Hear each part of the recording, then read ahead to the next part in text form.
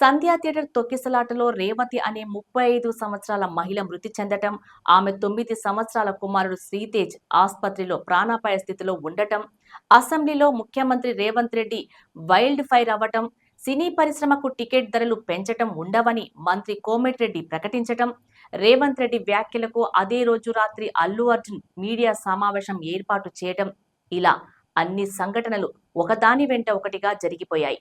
తాజాగా అల్లు అర్జున్ ఇంటిపై ఓయూ నాయకులు రాళ్లు, టమాటాలతో దాడి చేస్తే రేవంత్ రెడ్డి సీరియస్ అయ్యారు.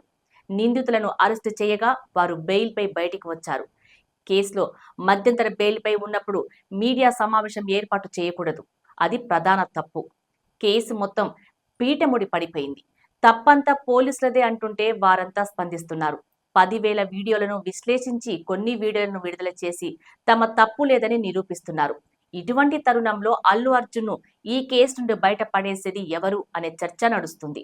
కొందరు అభిమానులు పవన్ కళ్యాణ్ పేరును సూచిస్తున్నారు. ఇప్పుడున్న క్లిష్ట పరిస్థితుల్లో ఏదైనా చేయగల సమర్థత కేవలం పవన్ కళ్యాణ్ కు మాత్రమే ఉంది.